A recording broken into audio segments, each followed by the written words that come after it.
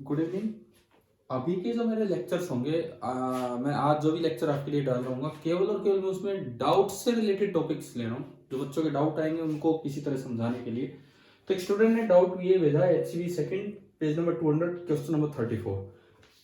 आप ये lecture attend करके अपने HC Verma book concepts of physics part second का ये पार्ट ये वाला क्वेश्चन अटेम्प्ट करना है। क्या ये किस तरह के क्वेश्चन है? Solving the circuit by using KCL। मतलब अक्सर हम लूप में KVL वगैरह लगा के सर्किट सोल्व करते रहते हैं। केवल KCL से भी सर्किट सोल्व हो सकता है। कैसे? ये वो क्वेश्चन है जिनमें गिवन होगा a part of A circuit not the complete circuit. आपको पूरा सर्किट दिखाया नहीं गया, दिखने में ये ओपन सर्किट लग रहा है जबकि ओपन है नहीं, क्योंकि हमें पता ही नहीं गया कहाँ कौन सी वायर कनेक्टेड है।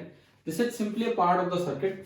लेकिन ऐसे सवालों में ना अलग अलग जगह पोटेंशियल्स दिए होते हैं, एग्जैक्ट पोटेंशियल की भाई कहीं कोई जीरो लेवल मान रखा होगा तो इस ए पॉइंट का पोटेंशियल है -5 वोल्ट, बी का है 10 वोल्ट, सी का है 15 वोल्ट एंड डी का है -20 वोल्ट। जैसे मैंने ये कुछ वैल्यूज ली हैं। HCV में कुछ अलग वैल्यूज है, वहां 2-3 ब्रांचेज है। मैंने HCV के क्वेश्चन में केवल रजिस्टर्स लगे हैं, मैंने साथ में बैटरीज को भी इन्वॉल्व कर दिया। वहां 3 ब्रांच है, मैंने 4 को कर दिया। तो इससे छोटा है वो सवाल, लेकिन आप ये करने के बाद वो जरूर अटेम्प्ट कीजिए कि आपसे होता है कि नहीं होता है। जिसका ये डाउट था वो बच्चा भी जरूर अटेंड करे और देखिए। अब ये देखिए कैसे सोल्व करना होता है ऐसे सवालों में। This is a complete circuit, लेकिन हमें दिखा नहीं रखा है यहाँ पे, हमें कोई छोटा सा पार्ट दिखा है। तो आप सबसे पहले एज्यूम कीजिए कि कुछ करंट फ्लो कर रहा होगा इस जंक्शन। अब ऐसा तो हो नहीं सकता कि चारों करंट बाहर निकले या चारों अंदर आए, क्योंकि जितना करंट एंटर करता है जंक्शन पे उतना ही बाहर निकलता है। बट कोई दिक्कत ही नहीं है, आप एक डायरेक्शन में मान के सोल्व कर लो। सर्किट्स में अगर कोई करंट नेगेटिव आता है तो मतलब मैग्नीट्यूड सही है, बस केवल डायरेक्शन आपने अपोजिट ले लिए। सपोज ये मैंने करंट माना I1, मैंने बाहर निकलता हुआ माना। इस ब्रांच में जो करंट फ्लो कर रहा है दैट इज I2, बाहर निकलता हुआ। इस ब्रांच में जो करंट फ्लो कर रहा है दैट इज I3 एंड इस ब्रांच में जो करंट फ्लो कर रहा है दैट इज I4। ऐसा मैं जानता हूं ऐसा हो नहीं सकता, बट कोई बात नहीं, कोई भी नेगेटिव आंसर आएगा वो हम डायरेक्शन रिवर्स मान लेंगे बाद में। तो अगर आप जंक्शन पे, मैं इस जंक्शन को O नाम देता हूं, तो अगर मैं KCL एट जंक्शन O लगाऊं, KCL एट जंक्शन O, ये चारों करंट्स कैलकुलेट करने के लिए फाइंड आउट करने हमें ये, तो बाहर निकलने वाला करंट है I1 plus I2 plus I3 plus I4 और जो एंटर करने वाला करंट है वो है 0। तो हमने एक इक्वेशन अपनी तैयार कर ली, लेकिन उसमें तो चार वेरिएबल आ गए। तो मुझे करना क्या होगा, इन चारों I1 I2 I3 और I4 को किसी एक वेरिएबल की टर्म्स में रखना होगा और उससे फिर ये सॉल्व होगा। तो मुझे पोटेंशियल्स दिखा रखे हैं। मैं मान लो कि O पॉइंट का पोटेंशियल है x वोल्ट, ये मैंने अपनी तरफ से एज्यूम किया है, दे नहीं रखा। x स्टैंड्स फॉर अननोन, तो O पॉइंट का पोटेंशियल मैंने ये जो ब्रैकेट में दिए गए हैं ये चारों के पोटेंशियल्स दिखा रखे हैं, तो O पॉइंट का पोटेंशियल मैंने x मान लिया। अब I1 in terms of x, यहां से देखो, यहां से रजिस्टर में जहां से करंट एंटर करता है वो साइड प्लस होती है और दूसरी माइनस, एंड पोटेंशियल डिफरेंस होता है I इंटू आर। तो I1 इंटू 1, तो यहाँ केवल I1 आया। सभी रजिस्टर्स में मैं लिख लूं, इसमें I2 इधर से एंटर कर रहा है तो प्लस माइनस I2 इंटू 2, ये आपका हो गया 2I2। इसमें देखिए इधर से करंट आ रहा है तो this is plus minus 2 into I3। इसमें इधर से आ रहा है तो प्लस माइनस I4 इंटू 1, तो ये सिंपली I4। तो ये हमने चारों रजिस्टर्स के पास पोटेंशियल डिफरेंस लिख दिए। अब मैं AO में पोटेंशियल डिफरेंस लिखूं तो हमें पता है कि O टू A जाएंगे। अगर आप O टू A जा रहे हैं तो VA माइनस VO लिख रहे हैं, A टू O जा रहे हो तो VA माइनस VO। सपोज कीजिए मैं जा रहा हूं A to O, initial final, इसका मतलब मैं लिखना चाहूंगा VO माइनस VA बराबर A टू O चलोगे, A टू O जाओगे तो V final VO and V initial VA। A to O चलिए, पहली एंट्री माइनस से तो प्लस का I1, अगली एंट्री कुछ है ही नहीं, कुछ भी नहीं आगे तो बस खत्म। तो इसका मतलब मेरे पास पहली इक्वेशन बनी VO -5 minus x is equal to I1। आप उधर से इधर आके भी लिख सकते थे, उससे कोई फर्क ही नहीं पड़ता। बात है कि इसमें भी क्वेश्चन आना चाहिए, प्लस माइनस इधर उधर होते। यहां से मैंने I1 निकाल लिया इन टर्म्स ऑफ x, तो मेरा I1 निकल के आया minus common and x plus 5। तो मैंने सबसे पहली चीज निकाली I1 की value in terms of x, और I1 निकल के आया x प्लस 5 माइनस के साथ x प्लस 5। चलिए अब मैं निकालता हूं I2। मैं एक बार दोबारा रिपीट कर देता हूं, अगर किसी को कोई डाउट हो तो कैसे लिखा है I1। आप A टू O जाके देख रहे हैं, देखिए प्लस माइनस आपने पहले लिख रखा, अगर आप A टू O जाएंगे तो एंट्री माइनस से है तो प्लस का I1 लिखा जाएगा, एंड A टू O का मतलब है VO माइनस VA। VO ओ ये मैंने वैल्यू उल्टी पुट कर दी, VO is X minus VA is minus 5, और ये आपका हो गया I1। क्लियर?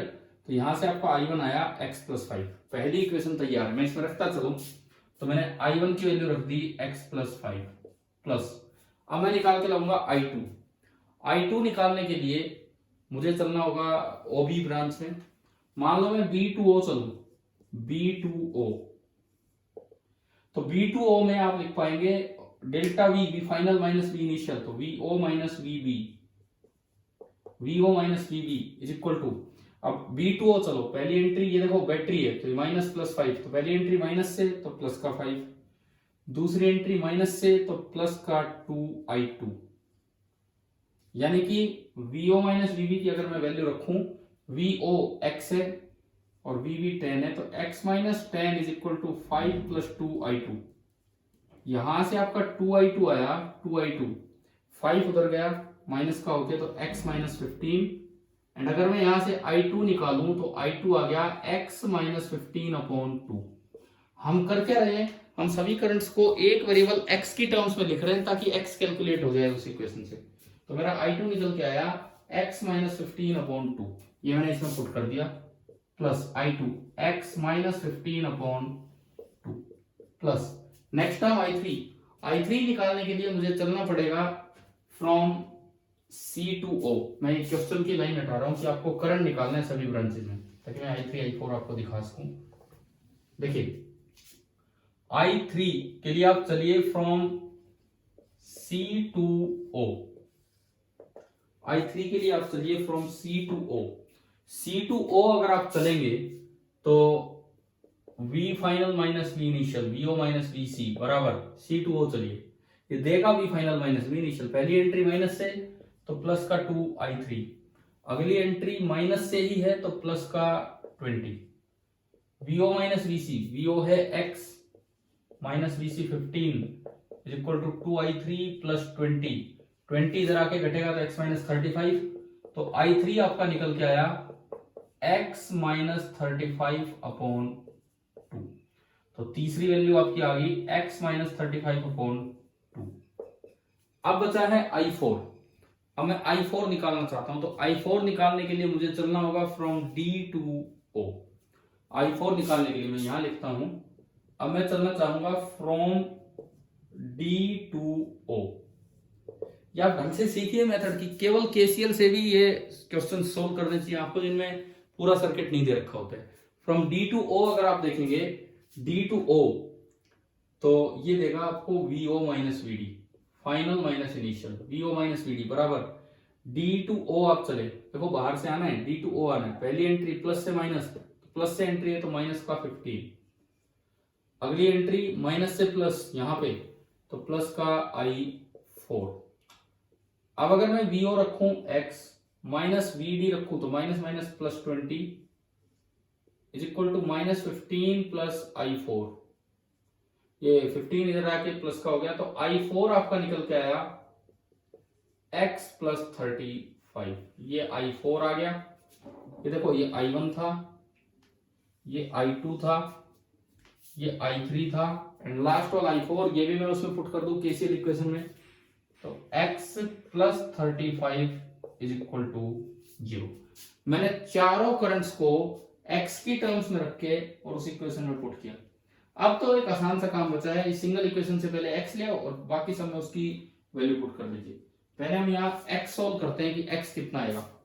आपने एलसीएम लिया 2, इस इक्वेशन में एलसीएम लिया 2x सिंगल x है 3, यहां भी सिंगल है 4 और 2 यहां से आएगा 6x, अब बाकी terms, 5 into 2 10, 10 minus 15 minus 5, minus 5 minus 35 minus 40, minus 40 and plus 70, minus 40 and plus 70 plus 30, so this thing is zero. ये तो जीरो हो नहीं सकता, यानी कि 6x प्लस 30 इज जीरो। और यू कैन से आपने जंक्शन पॉइंट का पोटेंशियल निकाल दिया -5 वोल्ट। आपने जंक्शन पॉइंट का पोटेंशियल निकाल दिया -5 वोल्ट। अब आप चारों करंट्स के आंसर दे देंगे। पहला I1, ये देखो -5 प्लस 5। अब मैं फाइनल आंसर्स पे आ रहा हूं। तो I1 मेरे पास आ गया 0, -5 प्लस 5 यानी कि इस ब्रांच में कोई करंट ही फ्लो नहीं करेगा। पहला आंसर आ चुका है I1 is equal to 0, OA branch में करंट 0। अब मैं चलता हूं I2 पे, तो उसके लिए मुझे यहां आना होगा। x की जगह रखा -5, -5 माइनस 15 -20/2 यानी कि -10। अब -10 का मतलब है कि आपकी डायरेक्शन अपोजिट है। यहां से जो I2 आया, I2 वो आएगा -10 एम्पियर। इसका मतलब है 10 एम्पियर ही लेना है। इसका मतलब है कि 10 एम्पियर ही लेना है, लेकिन जो I2 है वो ऊपर नहीं जाएगा। असल में I2 किधर आ रहा होगा, B से O। I2 बनेगा 10 ampere from B to O, B से O की तरफ। ये डायरेक्शन हमने उल्टी मानी थी, बट कोई फर्क ही नहीं पड़ा, सोल्व करके हमें पता लग गया। I3 ये रहा, इसमें मैंने -5 रखा, -5 माइनस 35 माइनस 40/2 यानी कि -20 एम्पियर। अब -20 का मतलब फिर वही है कि डायरेक्शन अपोजिट कर दीजिए I3 में। तो आपने O टू C माना था, असल में C टू O आएगा, 20 ampere and C to O। 20 ampere भी अंदर है और ये 10 एम्पियर भी अंदर है, तो दोनों हमारी डायरेक्शन उल्टी आ चुकी हैं। अब मैं निकालू I4 ये रहा, x की जगह आपने रखा -5, तो -5 प्लस 30 यानी कि I4 आया 30 एम्पियर। और पॉजिटिव आने का मतलब है कि ये इसी डायरेक्शन में आ गया 30। तो अब चारों ब्रांचेस के करंट निकाल चुके हैं। लास्ट आप वेरीफाई खुद कर लीजिए KCL लगा के। इसमें कोई करंट ही नहीं था, इसमें 30 बाहर निकल रहे, इधर से 20 आ रहा है और इधर से 10 आ रहा है। 10 और 20 आए, 30 आया और 30 ही बाहर गया, यानी कि सही है। तो शायद आपको अब ये KCL से कैसे क्वेश्चन सोल्व करने होते हैं ये समझ में आ गया होगा कि पार्ट ऑफ द सर्किट वाले अच्छे क्वेश्चन होते हैं जिनमें कुछ जगह का पोटेंशियल दिया हो। और इसके बाद मैं आपसे कहूंगा कि आप ये वाला क्वेश्चन ट्राई कीजिए, अब तो शायद आपसे हो ही जाना चाहिए। तो आज के लेक्चर में मैं कुछ डाउट्स ही ले रहा हूँ, डाउट्स के थ्रू ही मैं छोटी छोटी चीजें आपको सिखा रहा हूँ। Thank you.